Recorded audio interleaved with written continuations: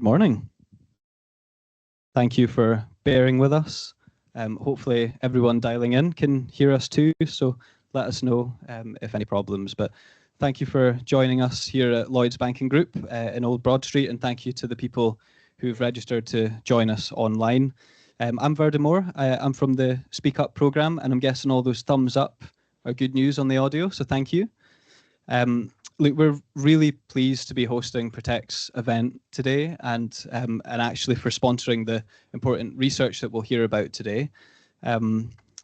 Lloyds and Protect have had a kind of an ongoing relationship for maybe the last 10 years or so, I think.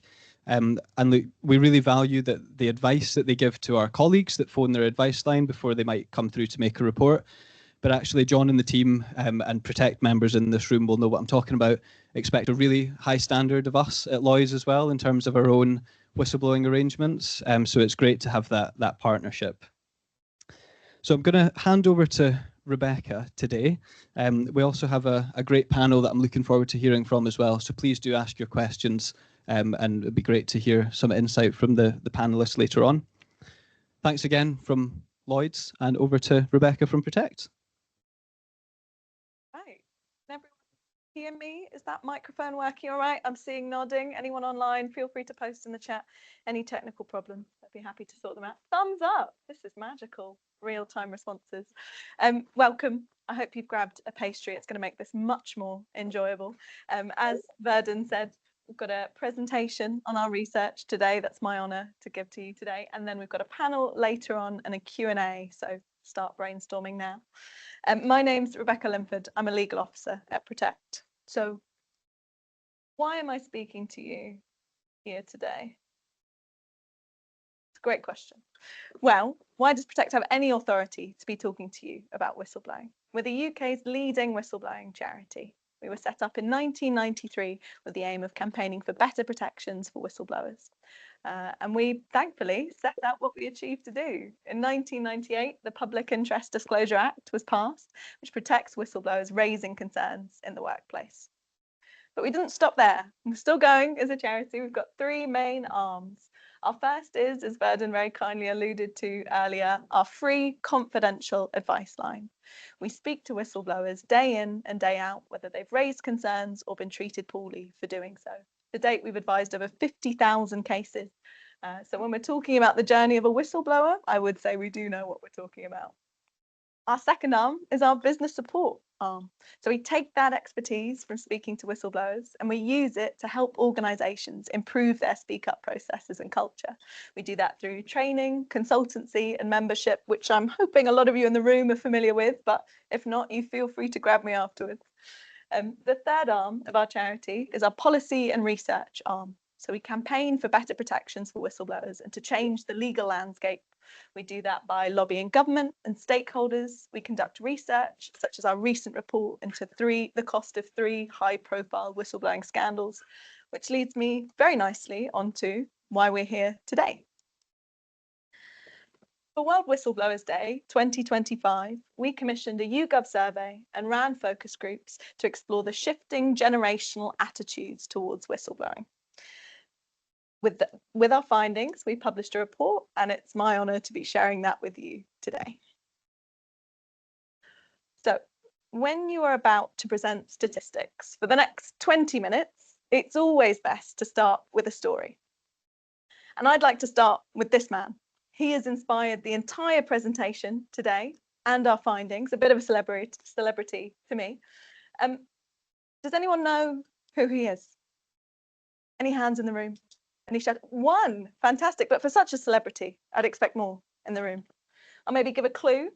His name is Mr. Hazar Denley. Anyone else? Any more? No, that's fine. I'll give you the answer.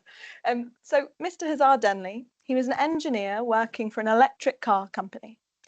And in 2023, he had concerns that corners were being cut and passengers were being put at risk by safety defects in the vehicle.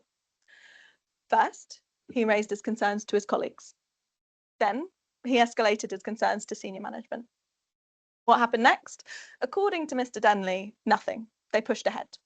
So the reason why he's today's inspiration is what Mr. Denley did next. He did this. I would get into every other vehicle I have designed from other brands, and every vehicle has flaws. But this one, I wouldn't get into one. Never will, and I won't let my loved ones get into one either. It's powerful stuff, right? Mr. Denley posted his concerns on the social media platform Reddit. It's a site where users can post content and other users vote to make that content more or less visible to everyone else on the website. For my dad, who is watching the live stream today, it's referred to as the front page of the internet, and that is where Mr. Denley chose to speak up. I will leave him there, as I know I don't need to lecture anyone in the room on whistleblowing victimization. His story isn't done, but again, what's important today is where he chose to speak up. It shows how times change. When we were set up in 1993, let alone when the Public Interest Disclosure Act was passed, Reddit didn't even exist. People hadn't truly comprehended the impact of the internet on a way whistleblowers might use it to raise concerns. Whistleblowing changes every day. New generations grow up around technology their parents couldn't have dreamed of. Workplaces are changed irretrievably by the pandemic, by remote working. What does speaking up mean today? Well, that's a fantastic question. If only someone had commissioned some research into it. This is why we spoke to the experts. So, any scientist worth her salt must always, before presenting the statistics, I know you're on the edge of your screen for, define her variables. So, how did we conduct the research? We ran a YouGov survey asking 2,121 Great British adults between the 2nd and 3rd of June 2025. We also ran 2 focus groups around the same time of people who are from employers with more than 1,000 staff. So, who were these adults?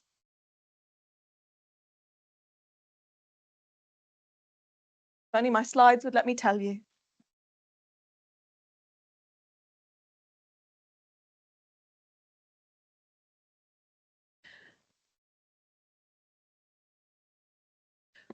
Well, we are several groups. I've got some fantastic demonstrations on my slides, but we're having some technical difficulties, which I suppose I should have always anticipated.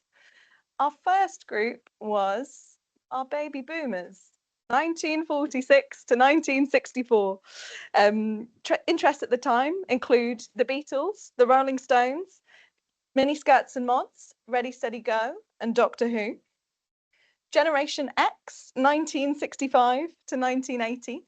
Trends at the time include glam rock, The Clash, The Smiths and shoulder pads, Fawlty Towers, and Doctor Who. The joke here is that the slides have pictures of all these things, which I'm sure you'd love. There we go. These are our baby boomers, as I said, and the trends at the time. If we just go on to the next slide, which I'm not sure if I have control of or not. Generation X, trends at the time include glam rock, The Clash, The Smiths and shoulder pads, Fawlty Towers, and Doctor Who. Magic. Millennials, 1981 to 1996. Trends at the time allegedly include cool Britannia, new wave, David Bowie and rave culture, mom jeans, grunge, the Crystal Maze, Buffy the Vampire Slayer, and Doctor Who for a bit. Generation Z, 1997 to 2012. Trends at the time include MySpace, Lily Allen, Coldplay, Arctic Monkeys, chain emails, athleisure, outnumbered, and Doctor Who again.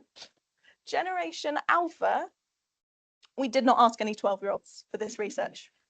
But look to the future, employers. They are coming, they are future staff, and they may be whistleblowing via Neuralink, who knows? So don't ignore them. I would just like to say now, I'm a lawyer, not an artist. Please don't hold my head of comms liable for the design of those slides. So what did we learn? 4 key areas of interest emerged from our research. I'm going to take you through the headlines and lessons to learn for each of them. We're going to start off with willingness to speak up. So, the good news for a rainy-ish Tuesday morning you very kindly attended. The majority of workers are willing to speak up. 61% of all age groups said they would tell their managers if they witnessed wrongdoing in the workplace. I think that's a congratulations to everyone in the room and online who have helped move that dial, 61%. Indeed, the baby boomers and Gen Xers in the room are feeling particularly brave. 22% of you said nothing would stop you from raising concerns about wrongdoing in the workplace. Go boomers. Another interesting point to note, the younger you are, tends to be the less comfortable you are with raising concerns. You can review these statistics in more detail in our report, but largely we're looking at that dark blue line at the bottom. That's our 18 to 24-year-olds, and it sends pretty much an age order after that. So one potential explanation for this I find quite convincing is it's not necessarily age that influences that fear, but also exposure to the workplace. There's a difference between a 22-year-old who's never entered the workforce, never done compulsory basic training on whistleblowing, never seen the posters in the office and thinks Speak Up's a bit scary or doesn't know what it is, versus a 22-year-old who's been grafting since they were 16 on a building site, in a cafe, whatever it may be, and knows about whistleblowing, knows about Speak Up. They may just not be the majority in that generation. Unsurprisingly, the biggest barrier to speaking up for everyone across all age groups was job security and treatment at work. Who knew? How can you reassure staff? Maybe alongside publishing data on the types of concerns you receive and the resolutions of those, you might want to be looking at publishing data around what happens to the whistleblower after they raise concerns. Are they still with your organisation? Do they get promotions? What happens to their career afterwards? Boomers and older Gen Xers, you were slightly less worried about career damage than our other generations. Again, you're a bit more settled, you tend to be a bit more senior, you've likely bought that support network around you, which is tending to protect you from retaliation. There are some generation-specific lessons to learn. Firstly, millennials worried about damage to mental health more than any other generation. Gen Zers, they worried about risking other people's jobs more than anyone else. So everyone, the kids are all right. They're a bit anxious, but they're all right. On to our second area of interest, raising concerns internally. More good news for Speak Up teams in the room and online. When asked who they would go to, the most popular choice for raising concerns was to their line manager, 61% across all age groups. As I am frequently preaching, whistleblowing is a normal, everyday thing. People will go to their line managers first. That's why it's so important to train them on recognizing whistleblowing and what you want them to do with it. Because if you're not training your line managers, you may be missing out on one of your most popular routes of raising concerns. You'll also be glad to know following the whistleblowing process was the second most popular route, 42%. And yes, I can count participants were allowed to select more than one option for this question.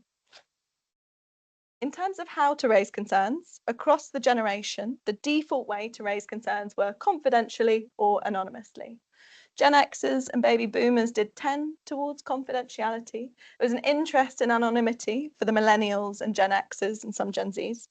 But remember, if you're getting anonymous concerns, don't just discount that. There may be perfectly legitimate information in there, and they may not be using or sharing their name just because of a generational fear or other factors, not that the information they're providing you isn't valuable. Talking tech, the older you are, the more you preferred an employer-run reporting line. For Gen Z and younger millennials, they wanted an internal phone message or a direct email address.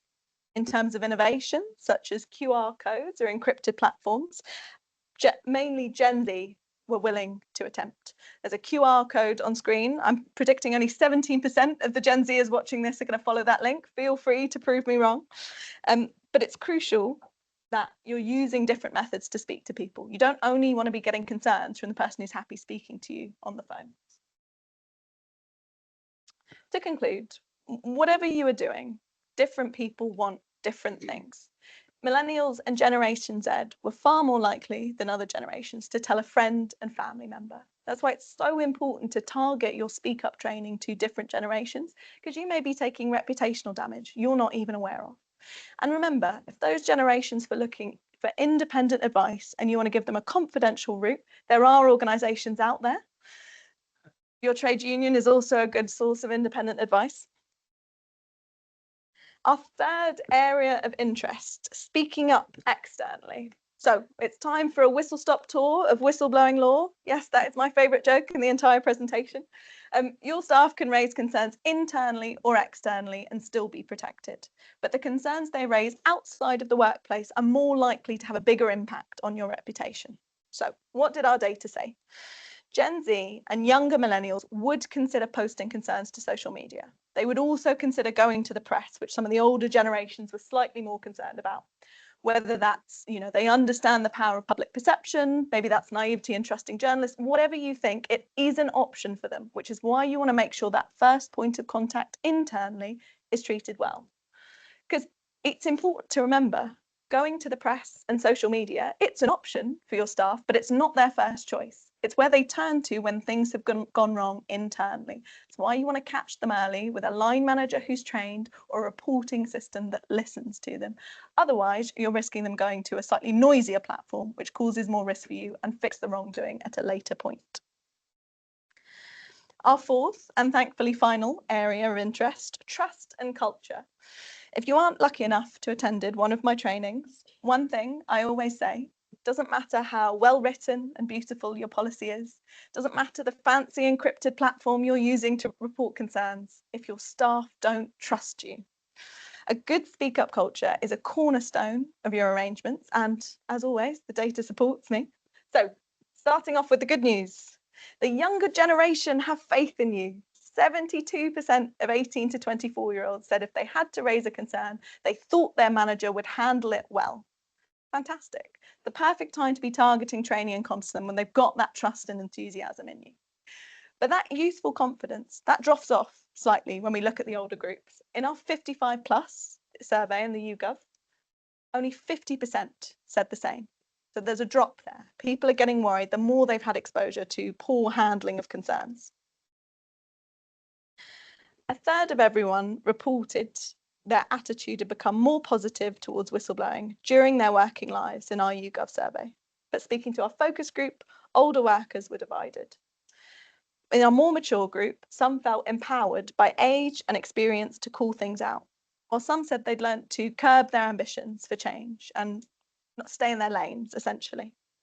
For the younger group, perspectives really varied based on their own personal experiences. One good boss or one incident of tolerating whistleblowing, it shaped their entire perspective for a lot of the rest of their career. So again, get that first point of contact right internally. The work your speak up teams are doing, it's going to benefit every generation. So we've crunched the numbers, we've focused the groups. If only someone had sorted it into key recommendations for your organisation. If only someone had. First recommendation, record age as a data point. It clearly impacts the concerns you're getting, and it helps you to tailor your messages to the staff and the workforce you actually have. Provide a range of methods to contact you and report concerns. As I said earlier, you don't only want to hear from the person who's comfortable speaking on the phone or knows how to scan a QR code. You want to cast that net as wide as possible. Tone from the top. Trickle down does work when it comes to culture. Senior leaders should be posting regular personal endorsements in a variety of methods to build that trust in your system. The number one question I get from clients, we get 0 reports. Is that a good thing or a bad thing? The thing I would say to you, what's the context? When you are asking staff how comfortable they are speaking up, do they know how to use your policies? What are they telling you? What's the feedback? They are your best source of information, and that context will let you know whether that's a problem or you're just doing fantastically and no wrongdoing ever occurs. Test staff engagement. Whistleblowing policy, it's a cornerstone. Implement, promote, regularly review.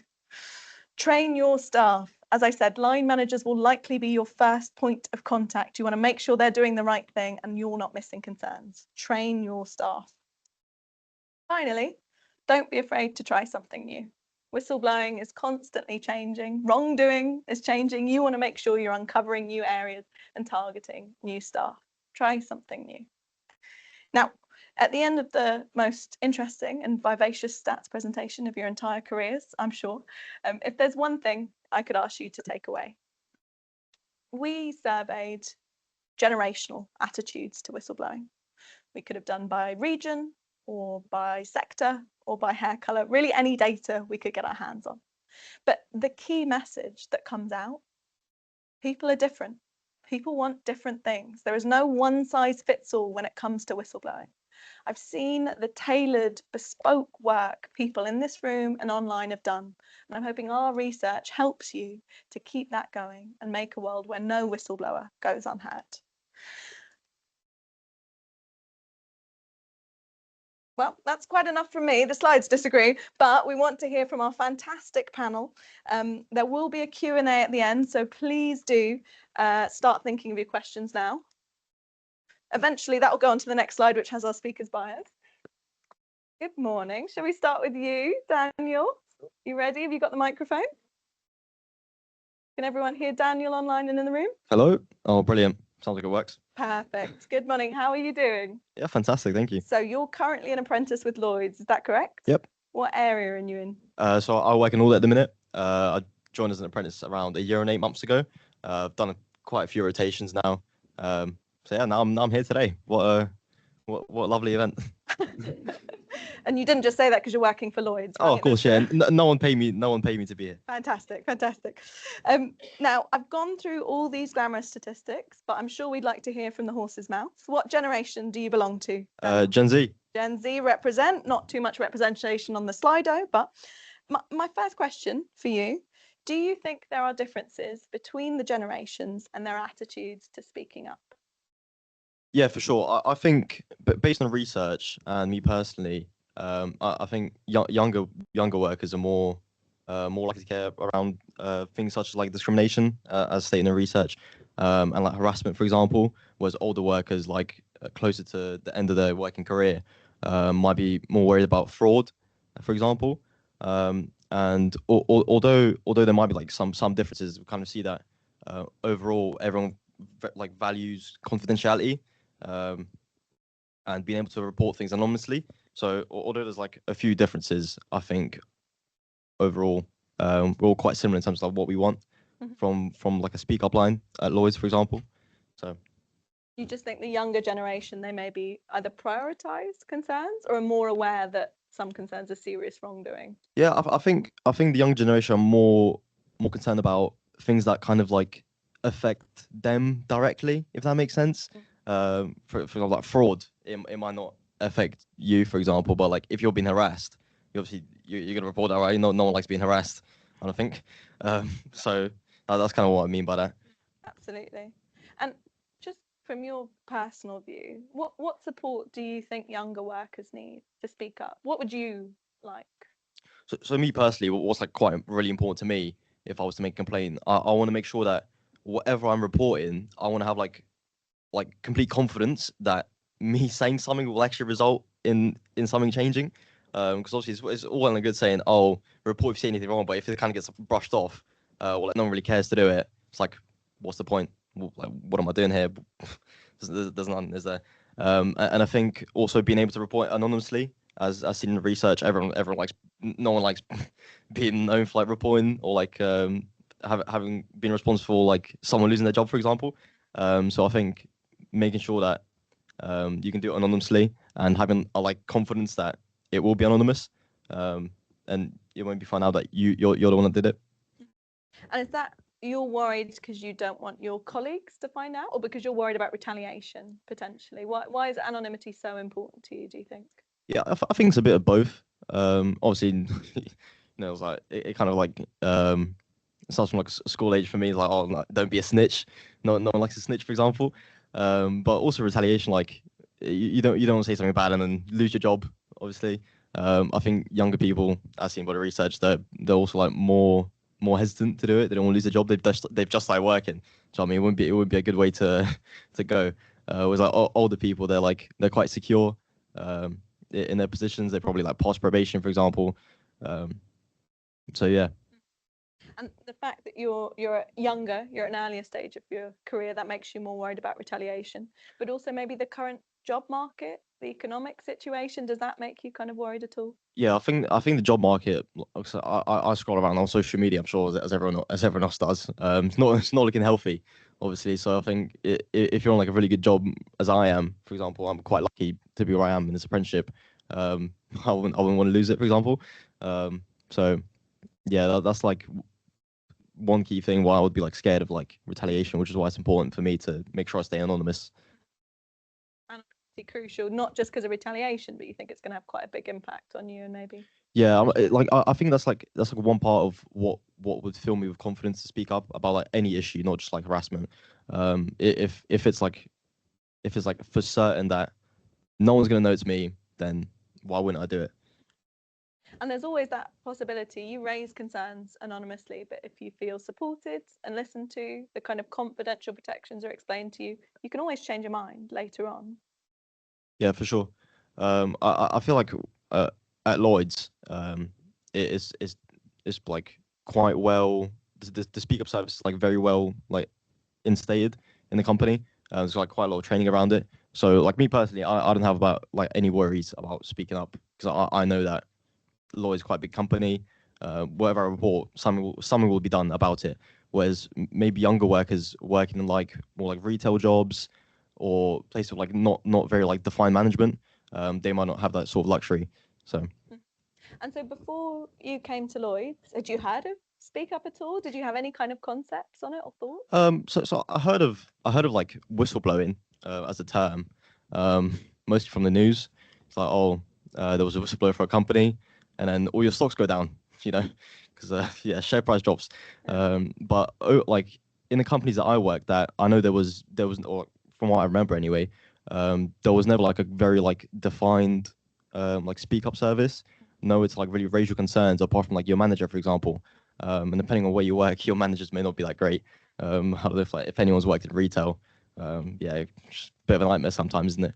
So But having those different methods, that's really important, and also just helps to build trust, even if you don't have a concern to raise at the time. Yeah. Knowing that you have options makes you more likely to. And yeah, for sure. I feel like having an internal system is great, like speak up, but also being able to like reach out to your line manager. Another research said 61% go to their line manager first. And I think the key reason for that is if you speak to your line manager a lot, you kind of get to trust them. I know my line manager like speaks to her like very often. So I've got like no issues like telling her anything because we're like quite close. Whereas like I feel like in like retail jobs, or like jobs that young workers tend to go into, you're not really quite close with management, and it kind of seems like they're just like telling you what to do. Whereas like I feel like in my role, it's not really like it's more collaborative. so it's almost like regular personal endorsements by senior staff would maybe make you trust in the speak up process, and someone you're speaking to and regularly seeing might encourage you to. Yeah, for sure. I feel like just like having a good like support network around you and a good culture really builds on the whole thing. I mean, that's a fantastic answer from Daniel, because again, it kind of encompasses our research. It's helpful to have that anonymous, purely encrypted database to raise concerns, but also for some of his other concerns, he might just want to speak to his line manager he's chatting to every day. Got to make sure they're both trained and aware of everything, but I think really helpful. Slightly, unfortunately, I don't have a timing system with me, so I'm not sure how we're doing for time with Daniel. If someone in the room wants to let me know. Daniel, what do you think Speak Up is? What do you understand? I know it's quite difficult to say that when your Speak Up team is in the room currently, but when I say Speak Up, do you still think snitch? Do you think of legal protections? What do you think when I say Speak Up? I think from what I know about Speak Up, obviously I've never raised a concern before, but from all the training I've done and the research I've done into it, I know that it's super confidential, and that's like a very big factor that the Speak Up team like endorses. So not just you being confidential as you're the one that reported it, but also the outcome, it's confidential. So I know like if you were to like phone them and ask them like what happened, they won't be able to tell you all the details, which I think just kind of like reassures me as like, okay, they've done something, but everything's anonymous, which I'd be happy with. So Interesting perspective. The lack of information that might get shared with you about an outcome maybe makes you trust it's a bit more confidential and secure. yeah, because that kind of shows that it's not only confidential to you as like the reporter, but also to the other person that you might be reporting, for example. So it kind of just shows that the whole system is cohesive on both sides. Had that before, because I think a lot of members in the room, a common complaint or concern you're getting from whistleblowers is you didn't share enough information with me. I can't trust you've done anything. This is all very obscure and vague. That's a really interesting perspective to take forward. I hadn't heard that before. Thank you. Yeah, thank you. Yeah, I mean, probably depends person to person. That's how I see it. Yeah. So anything else that could help you speak up? Having a line manager, someone friendly face, regular point of contact who's trained, an anonymous system, protections for your confidentiality. Is there anything else you think might make you feel safer in the workplace? Somewhere else. Imagine you're not working at Lloyd's. I think maybe just having like a great internal speak up team, you know, that just kind of like pushes the whole idea of like, oh, it's fine to do it, it's fine to speak up, which kind of plays into the culture really. I think that's it. Those are the main points for me. Putting a face to it. 100%. Wonderful. Thank you so much. Thank you. We're going to move on to the next member of our illustrious panel. Tina, is your microphone working? Should we do a quick check? Doesn't sound like it's working. Maybe we trade microphones there. Wonderful. Oh, don't worry. That means it's turning on. If you want to try that one. Yeah. So turtle. Wonderful. Yep. Tina Russell, thank you Okay. so much for joining us. We are incredibly lucky to have Tina with us today. Tina, you've worked in the professional membership sector, serving as a council, board and professional conduct committee member for various organisations of professional membership. And currently you're the professional conduct and ethics lead at the Chartered Institute of Personnel and Development. It's a mouthful of names, but very impressive. I hope I've got that right. I've actually moved on from the CIPD, so I'm working for another professional body now, but I also freelance for a number of them. So I'm in the professional body sector. Even more expertise to share. I know when you were at CIPD, you led on kind of ethics and instituting a code of conduct. Is that right? Yep. So my work involves reviewing codes of conduct and ethics for professional bodies and also other organisations. So I work on a freelance basis. I also help organisations on their speak up policies and strategies and approaches, and also investigations as well. Fantastic. The whole package. We're so lucky to have you with us today. Just a question from me then. What generation do you belong to, Tina? I'm a Gen X. Gen X. The Gen Xers in the room are currently winning on our Slido. Good to know. You can speak for your generation. So my first question, as someone who, as we said, has worked on creating effective speak up cultures, do you think age of the workers is something employers think about, and should they? I don't think, certainly that's not my experience. So when I'm advising clients, often it's a very one-stop shop for developing policies and strategies, and particularly the communications aspect of that as well. So not necessarily using different platforms and thinking about how to attract different generations. So in my experience, and certainly from clients and employers that I've worked for, that's not a consideration. It's much more have the whistleblowing cons, have the whistleblowing processes, not tick box. Tick box, exactly. Yeah, not how absolutely. can we tailor it for each. For age, do you think they tailor it in any other ways, or it's largely tick box across the board? I've only ever seen tick box. Fantastic. That's why today's so important, and I'm sure no one in the room tick box at all. So are there any other factors or barriers to staff raising concerns that employers should be aware of, do you think? Yeah, I certainly think that employers need to be thinking about, first of all, using the data to have a look, not just at the reports that have been made, but the triangulation of things like your staff surveys, the exit interviews, that sort of thing. And that should expose, some areas where there are gaps.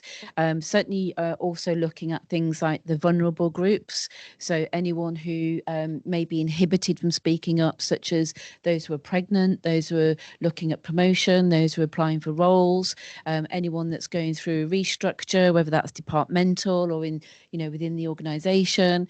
So all of the vulnerable groups. Certainly, we also need to think about all of the groups that come under EDI. We're having some wonderful work being done on equality and diversity, but actually, how does that relate to speak up? And then using the data to have a look at the demographics, which should be a given in terms of the breakdown and makeup of the workforce. So, if you've got a majority workforce of female, is that reflected in your speak up reports? If you've got a particular geographical region or a particular department or area of the business, those that are speaking up, but also those who are not as well.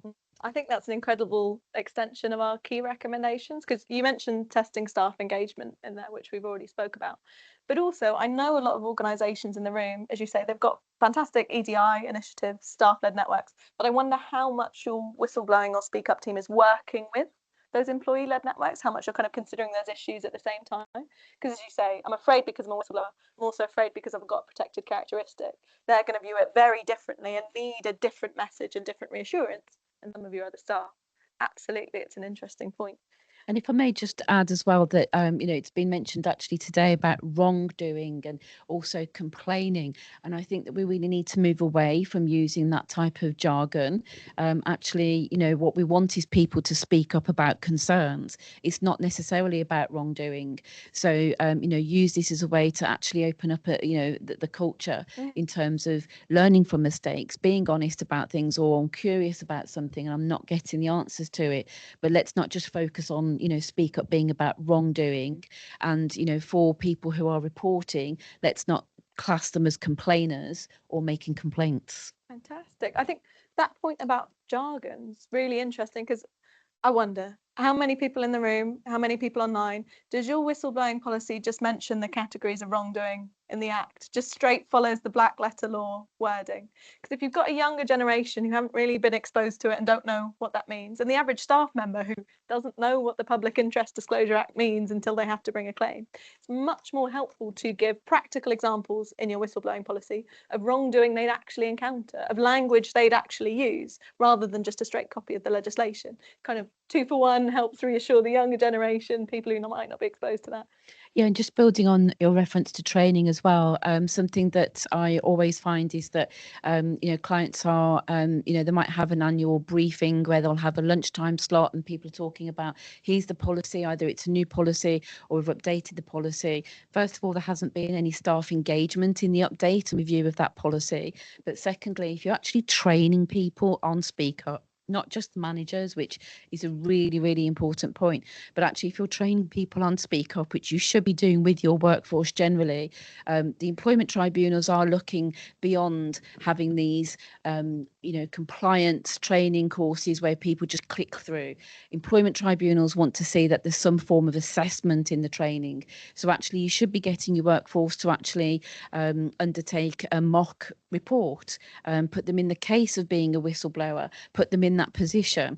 And that's really, really useful to bring it to life and to actually get them to think about the methods that they would be using. That's fantastic, because not to make it too legal, but obviously the reasonable steps, defence, you want to go beyond just, we had a tick box compulsory basic training once a year that staff can kind of snooze through. We're seeing some really interesting work coming out of organisations who are being quite creative and using, as you say, case studies. Here's Sam, he's in this position, he witnessed this kind of grey area. What would you do? Just encouraging that discussion among team members is a really engaging way of talking about Speak Up, rather than, is it fraud or is it a grievance I have? So I think that point around kind of tailoring it and using engaging comms, not easy to do, but something to try. So Tina, has your attitude towards whistleblowing shifted over your career, do you think? It has, because I have been a whistleblower, and I didn't have a great experience, and for an organisation that should have known better. So, that certainly put me in the shoes of a reporter. It's put me in the shoes of somebody who was, on the receiving end of something that was not necessarily endorsed by the senior leadership team. But certainly over the years, we talk a lot about well-being and mental health and so on, but we're ignoring things like, the increasing levels of stress, increasing burnout, but at the same token, we might put in some health resources for staff, but we're still getting them to work ridiculous hours. Or we're saying to the new generations, don't expect to get paid overtime. That was a thing when I started in the workplace. You would get paid overtime and some recognition for putting in extra hours. Now we're working in a culture where it's do as much as you can, work as hard as you can, and you don't get your time back, you don't get things back. So there's a contradiction there in the welfare and the considerations. We don't see employers necessarily, we see some initiatives, but they're not necessarily investing in people as much as maybe the baby boomers experienced. And certainly it's hard not to be impacted by the headline things. So we obviously know about all the organisations who've fallen foul of certain behaviours and big levels of fraud and in the media, but actually there's things like in the 1950s, CEOs were paid around 24 times the average salary of workers in the workplace. In 2013, that went up to 204 times the the salary of average workers. So, you know, we're seeing this exec pay problem. We're seeing, you know, lots of different ways that unethical behavior is manifesting. And so it's definitely affected my attitude towards, you know, the bigger need for Speak Up, but then actually wanting to see tangible outcomes from that. I'm so sorry to hear that you didn't have a good experience. But again, it just shows how common it is. I mean, I know I'm speaking to people who care about Speak Up. That's why you're attending today. That's why you're watching online. But it's still so common. And I think one thing from what you just said is a lot of people will only interact with whistleblowing when something goes wrong. They'll never really hear of it or understand it or care about it until they're coming with a problem or something's gone terribly wrong, which is why it's so important to make sure they've got that positive and informative first point of contact, because you don't want it, all they've heard is the headlines, whistleblowers go wrong, I've got a problem, I've got to deal with whistleblowing now. It's a scary thing. Yeah, no, if I can just add before we move over that, you know, we have kind of two aspects here as well. So we have the CEOs and the senior leadership team who say, I have an open door policy, people can come and speak to me. But the reality is that the CEO might be traveling around the world for 6 months of the year and have, as in, you know, some organizations I've worked in, a guard dog, you know, fierce PA who protects that calendar as if their life depended on it. So the reality is that you don't really have that access. So the open door policy is not necessarily an aspect there. And I would certainly say that in terms of, you know, the people who've been in the workplace, you know, we need to be careful not to age bracket here, because it's also about the work experience and time in the workplace. That may be from a previous organisation. So you may well have employees who are bringing previous trauma and previous experiences. So another job of the Speak Up team is to dispel the myths that are out there as well. Fantastic. You may have the best Speak Up culture in the world, but you've got staff coming from worse areas or with preconceptions. Look after them as well. You're starting at a disadvantage. Absolutely. Thank you so much, Tina. It's not the last we've heard of Tina, but love to move on to Pete now. I'm about to say some things you already know. You were CEO of Development Beyond Learning. It's a global leader in human skills development for emerging talent and future leaders. But you've also got over 20 years experience in human capital management, which I think is one of the best phrases I've heard this past week. Sure. And your goal is to empower the next generation and shape purpose-driven organizational change. Does that sound about right? Pretty much. Pretty yes. much. Pretty A very much. Pretty impressive career. To start, I really should say congratulations. What a success story. And what generation do you belong to? I'm Gen X, but when you put up the slide, I identified as millennial. But that might have been my love of Buffy the Vampire Slayer and Sarah Michelle Gellar. Exactly. But yeah. Young at heart, maybe you follow the millennial trends. Who knows? We should find out. So I'd love to hear from you. Have you witnessed any generational differences in your work that might be relevant for organisations creating or managing a whistleblowing process? I do.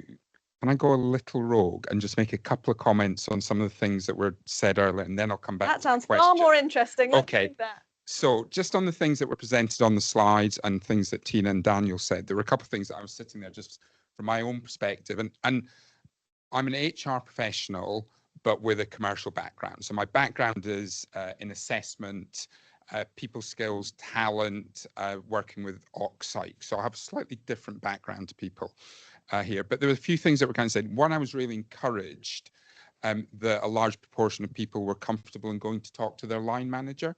I thought that in a remote world that we live in now, that relationship may or may not be as strong as it has been previously. So I thought that was an interesting thing that I hadn't necessarily thought about.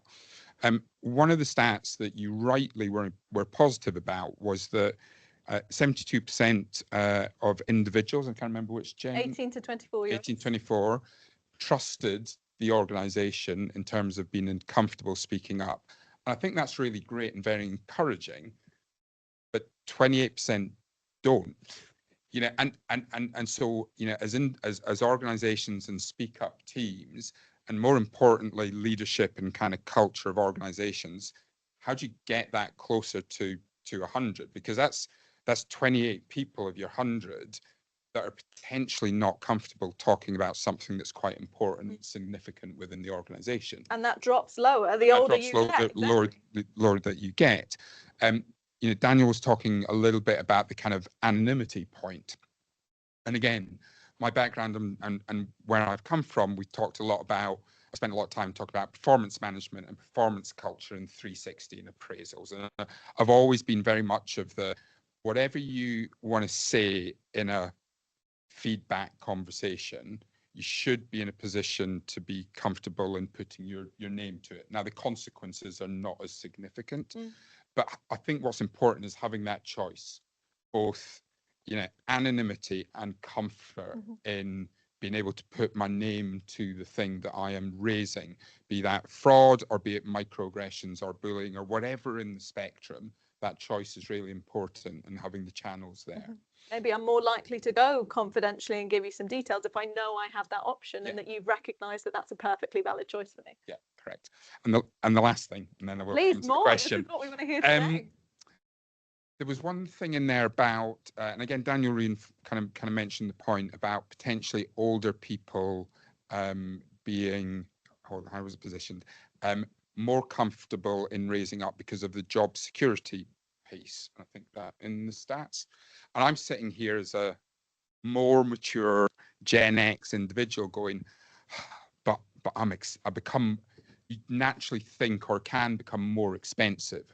And you think, well, our organization's looking for a reason to remove expensive employees from an organization. And I'm sitting there going, well, my job security and all that kind of stuff. Maybe I'm less likely to do that because of that cost equation that, you know, organizations might look at. So just as I was thinking about some of the stats. That kind of flip side, you know, I'm the social media intern. I've just started 1 month ago. I don't have any mates. I'm worried about retaliation and affecting the rest of my career. Beth is, I'm 55 years old. I've got a mortgage and 2 kids in school and a holiday book, credit card. I'm also worried about losing this career because I've gone down a path. I can't lose this now. Yeah. Really interesting. So questions to do with generational differences. Yes. In your work that might be relevant. Yeah, and look, I mean, actually, the things that I've observed, you know, particularly working with early talent in the kind of learning and development space, it is a few things. So one is, we talk about generations, but your point around everyone as an individual is absolutely key. So we're in a workplace where we've got 4 generations working, soon to become 5. You have to cater for everybody. And we know that Gen X, you know, there's a few things about, Gen Z, a few things about Gen Z that we know. They do have different communication styles. They do look to be more open. They do want to talk about things differently. They have different priorities. And they will go to social media. And that you look at things on Glassdoor that people put about organizations, and it could be about their recruitment experience, onboarding experience, working in the organization. Many of those things they have never, ever raised to their line manager or organization. So there is a, you know, propensity for them to look to make use of those platforms. And again, the other things, they're more digitally fluent, they're digital first. So in terms of how they want to interact, again, they want that option. They might not be comfortable in talking to their speak up team, their HR business partner, their CHRO. They want to be able to use that technology in order to raise a concern. They want to be included, but they want to be included, but particularly Gen Z, they feel a little bit on the outside. So what are you doing within your organizations to make the culture feel inclusive, make it feel safe for them to kind of come into the workplace? And they want to be environments that are supportive, and they want to see that role modeled from executives, leaders, everyone throughout the organization. And you say that about Gen Z. As a Gen X, I want all of those things. Yeah, I want supportive cultures. I want leadership to be role modeling. I want the option to do things either person to person or digitally. Yeah, we can take kind of learnings from generation by generation, but really everyone wants different things. It pretty much sums up the whole of today. Pete, another question for you. Do you have any general advice for employers who want to ensure that the entire workforce is included? Yeah, I do. I don't think I was looking at my notes and things that I was like, it's just the obvious stuff. It is the obvious stuff that organizations do well. Now, again, before I answer the question, one of the things I was, speak up teams, opportunities for people to raise their grievance, whistleblow, and all the processes and policies are in place and are often in large corporate enterprise global firms. And Lloyd's is a brilliant example of that. Now, I've just come from a business that's got 30 people. And so, what an organization like Lloyd's are doing and speak up teams and big, how do you take that and apply that in businesses that don't have HR teams, they don't have legal teams, they have different ways of doing it?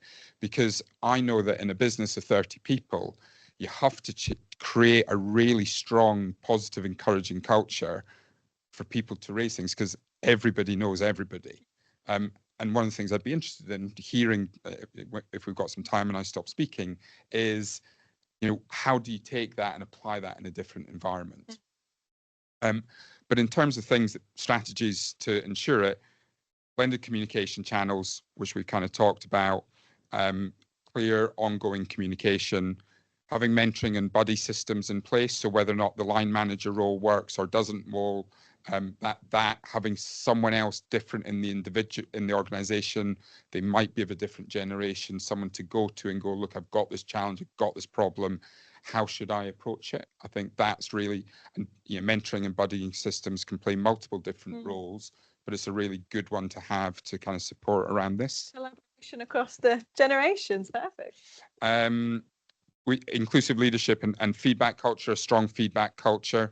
Daniel kind of said wasn't too concerned about the reporting of the outcome.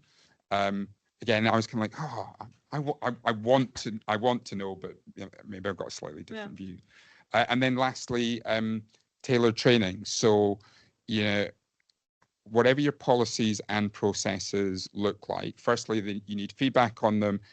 They need to be changing over time, and you need to be in a place where you're offering drop-in sessions, face-to-face sessions, along with blended online learning that enables people to be comfortable in what they're learning about in different environments. And there's just one thing I really want to pull out from that, Pete, which I hope you'd agree with. Is nothing Pete mentioned there, I suppose, is unique to Speak Up. We're talking about whistleblowing today and that Speak Up culture and your processes, but really that applies to just a good culture generally. Your Speak Up teams don't work in a vacuum. These are all kind of initiatives and things everyone should be learning from and actioning, not just in that Speak Up area.